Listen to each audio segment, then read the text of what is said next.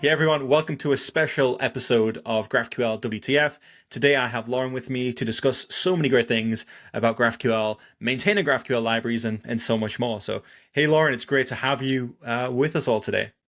Hey Jamie, thank you for letting me join. No, it's great to have you. Do you want to start by just introducing yourself, who you are, what you do? Yes, of course. So my name is Laurin. I'm from Germany, and I work at the Guild. So since 1.5 years, so I work there full time as an open source engineer. So what I work on most of the day is like our open source libraries, but also like recently our SaaS products that are also open source. And when I started like working at the Guild, like first thing I worked on was GraphQL code generator, like even before I started working there. And then after I joined, I kind of started working on Envelope, which was like the new thing that we had at the time. Yeah, that's awesome. I think anyone that has just listened to what you said is probably aware of a GraphQL code generator. It is like feels like it's the flagship product of GraphQL at this point. But you mentioned a It's few things in there about the guild and envelope. But could you just give us a summary of the guild, what it is? What is the guild? You mentioned that you work on open source projects, but just for those listening that aren't familiar with the guild, it'd be great to kind of get a summary of that. Yeah, sure. So like the guild is basically a company, but like the purpose of the guild is not like being a company, but the company is basically the easiest like form of like organizing ourselves. So we are all like individuals that are from all over the world that like just started working on open source, and through some miracle or like scouts, namely Dotan and Uri, they reached out to the people that do open source, and together like we formed this kind of like group of open source engineers. Yeah, that's awesome. And I think in the GraphQL community, the guild is very well known. You do a lot of projects, but also, is it true that you don't just focus on GraphQL anymore? You do a lot more than that? Is that true? Yes, to some extent. Like obviously, like our most popular projects, like the most popular project is probably GraphQL Code Generator. It has also the most stars, and like we have the most clients that use GraphQL Code Generator. Yeah. So yeah, but recently we also like trying to explore further, like not only GraphQL, like we're right now we're exploring a bit in the like REST API, Open API scene. Like the project like T3 became very popular, and people are like questioning whether GraphQL might be like the panacea to every API problem, and we try to like question those things and also like explore in this way. So one project that we like built recently is like called Fats. Nobody in the guild likes the name, but it's out there. So it's basically a TypeScript builder that lets you, it's like both a client and a server. So on the server SDK kind of lets you like build an open API compatible not GraphQL TypeScript server. And then on the other hand, like the SDK, like the client that can be used with the backend, but must not be used with the backend, can basically like create a, type safe TypeScript client for your existing open API schema. So what you do is like basically pull a JSON with an open API schema, paste it into a TypeScript file, and then we can like infer from that open API JSON the whole like SDK and give you autocomplete. So that's something we explored recently. Yeah, that's really cool. And I think someone else from the guild was talking about this on, I think it was Learn with Jason. I haven't seen it, but I think this was for anyone that's curious to learn more. I think there was an episode with Jason Lengstorff about that. I leave a link in the notes to that. But I'm Yeah, very it's curious it's it's to worth check it out. checking out for sure. Sounds really cool. But back to GraphQL, what are some of the recent things with the guild that you've been working on? Yeah, so as I said before, like recently I'm working a lot of the time I'm working on like GraphQL Hive, and GraphQL Hive is like our solution or our open source solution for like GraphQL schema registry that helps team like scale GraphQL. Basically, what you will do is like use GraphQL Hive for like pushing your GraphQL schemas there to check whether you do any breaking changes between like publishers or deployments. And then also you can like gather analytics with Hive and then see like how your GraphQL API performs, what data is popular. And yeah, from there you can make like strategic decisions with your teams on Yeah, how you want to evolve your GraphQL schema. that's awesome. And you mentioned Envelope briefly before. Yes. Can you tell us a little bit about Envelope, how it started? It might not be something that you work on day in day out now, but I'm just curious to learn more about that. So this is interesting because like everything that led up to like GraphQL Hive is like small building blocks that we did before in like open source. And now with Hive, we have this like big playground where we're building our own like SaaS product that actually uses all those like libraries. And one of those is like Envelope. And the story behind Envelope is like that we as the guild, like how we earn most money is like through consulting. So we have those like open source projects. And then at some point, like people will reach out to us. They will like ask for advice or ask us to like look at their code base, give them reviews and stuff like that. So of course, like most people came in through GraphQL Code Generator, but then as we like check out more of their stuff, they're having issues with their GraphQL servers. So we look into GraphQL servers and we at some point we as a guild like ended up solving the same problems, like technical problems around GraphQL, like caching, error reporting, stuff like that, over and over again for like many clients in many different server implementations. Some people would use Apollo server, others would use Mercurius, and others would even use like GraphQL Express, which is now deprecated. So yeah, we went in there and like we basically solved the same issues over and over again. So then at some point we started like questioning us like, how could we like abstract those problems or those solutions? And you should always also question whether you want to abstract something or not. But in this scenario, it actually made sense. So what we came up is like with a system for wrapping your GraphQL execution engine, which usually for those that don't know is like composed out of like first like parsing the incoming GraphQL operation, parsing validating the GraphQL operation with the schema, and then actually executing the GraphQL operation. So we basically built like a plugin system for hooking into all of those phases, like before and behind each of those steps. And from that, we kind of like could build like reusable plugins that everyone could use. So the That's, only like premise for that would be like that the server would allow overwriting those free functions that you could provide to the server. yeah, that's cool. That's really cool. And how out of interest, how were people doing any of this kind of before and after manipulation before things like envelope? Was it something that people just had to manually do themselves and break GraphQL apart, or was there something else? Yeah, so I think what most people did, including us, is like either like try if we can like I mean it was not like you couldn't do those things before. It was just like way harder because you hadn't like a convenient like way of Yeah, doing it. So you would to have to write a lot of manual code, see if you can like override this function even, maybe even like dig into node modules and like edit some files so you can like run your own custom logic. And this is also like the next issue that we had. Like we came up with this idea, and then our problem was like, okay, how can we like go now to server implementers and like tell them, hey, maybe you should consider this because then everyone who uses GraphQL has like the same plugin interface, and instead of like having an Apollo server cache and Mercurius cache, we can just have one cache library that supports both, and then people are maybe more happy or yeah, even more willing to try out new solutions.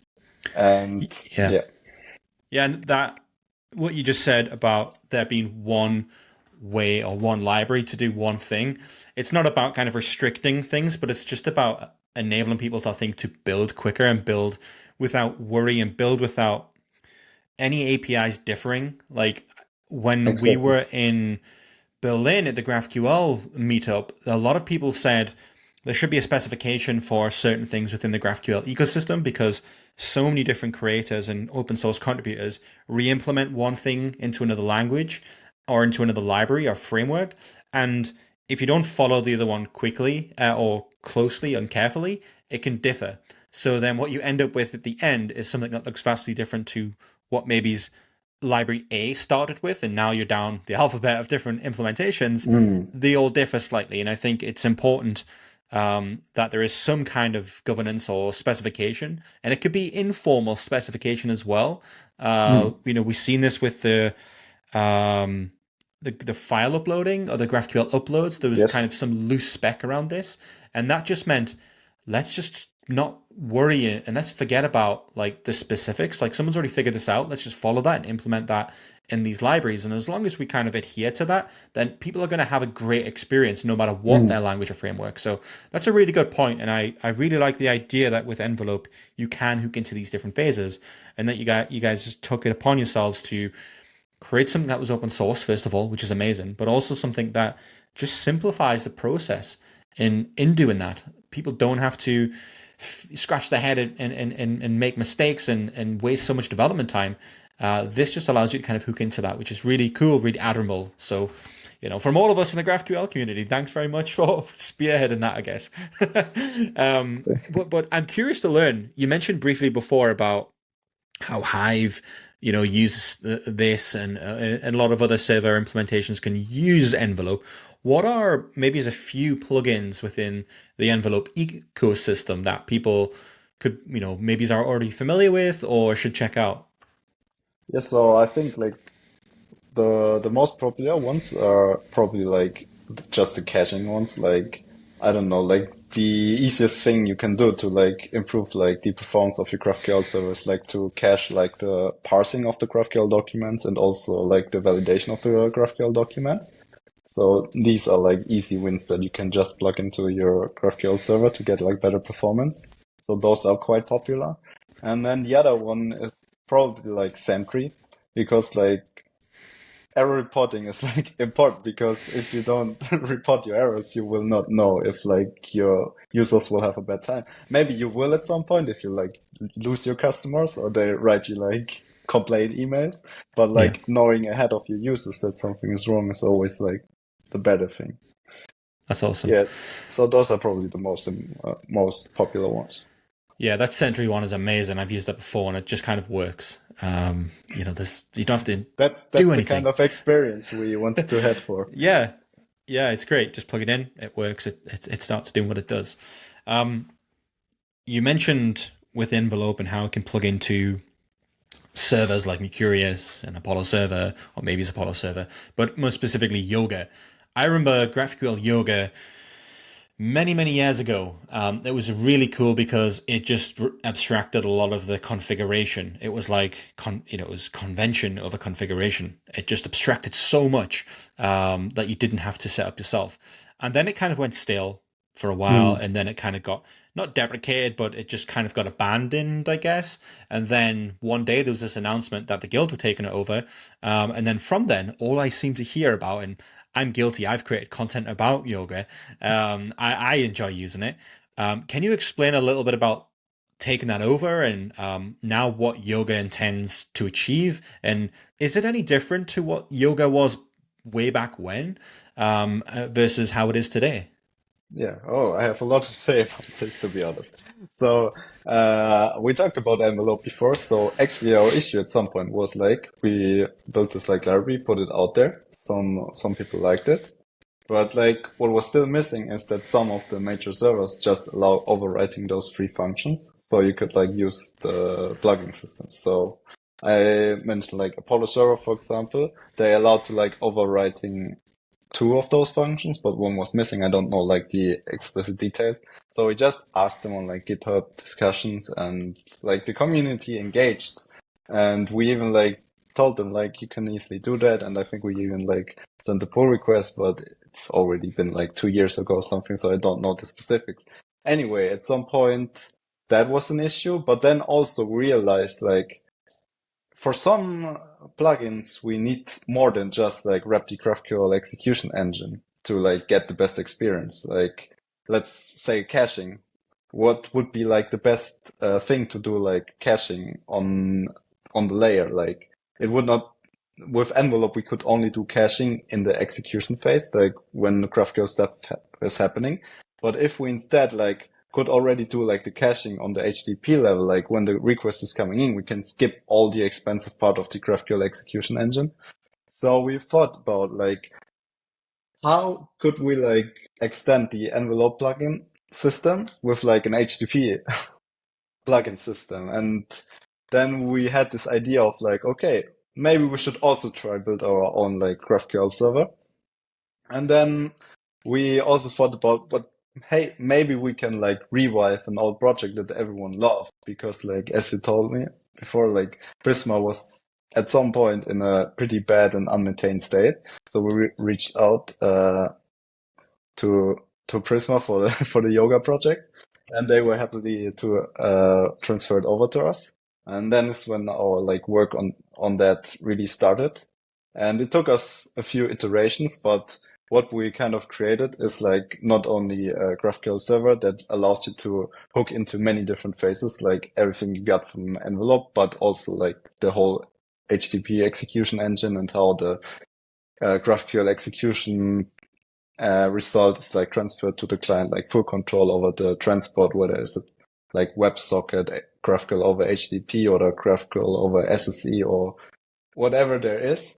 But also, in addition to like the plugin system, you also like got full control on how it can run, like where it can run, because we, instead of like building just another Node.js server or like different adapters for like all GraphQL engines or like all popular GraphQL Node.js server libraries, we thought, what if we could like build the whole server on top of like an existing standard that's emerging, which is like the Fetch API that's like gotten popular through the browser and is now like adopted by all like major new wave GraphQL engines. So we thought, okay, what if we build on top of that and then just write like a very small like adapter for making this like Fetch API compatible with Node.js, which you might not even need anymore now because like Node.js now ships the full Fetch API. So by doing that, we basically created a new GraphQL server that runs basically on any GraphQL, on any JavaScript engine. That's Yeah. cool. Yeah, that's really cool. I think having that advantage of being able to have a framework, yoga specifically, having this framework that can run anywhere, I think is really powerful. And the fact that it uses the Fetch API is even more powerful. Like everyone is becoming familiar with the Fetch API because it's shipped in so many different front end frameworks now that front end developers are able to kind of create edge endpoints and serverless lambdas that all respect this API, and the fact that Yoga isn't doing anything different. It's kind of just using that standard. Again, it goes back to what we were saying before about this different specifications. It just allows people to build with confidence. So it's great that it supports that. Yeah. And yeah, Yoga's fantastic. I'm curious to learn about Yoga. It's JavaScript or it's TypeScript, but it lives in that land, right?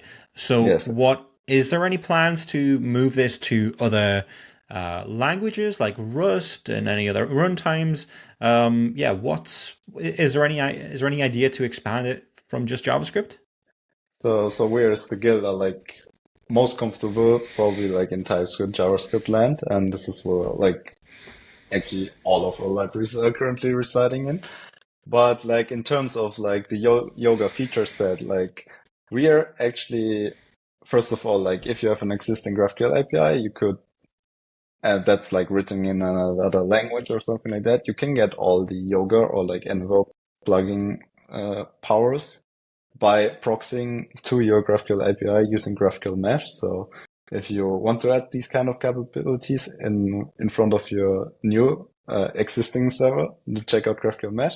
But then on the other hand, we are also right now like experimenting on like the same way, like could we potentially bring this like plugin system to like a standalone GraphQL gateway that's super performant? And we call this project like Conductor, and we're currently trying to figure out like how could a super extendable GraphQL gateway look like.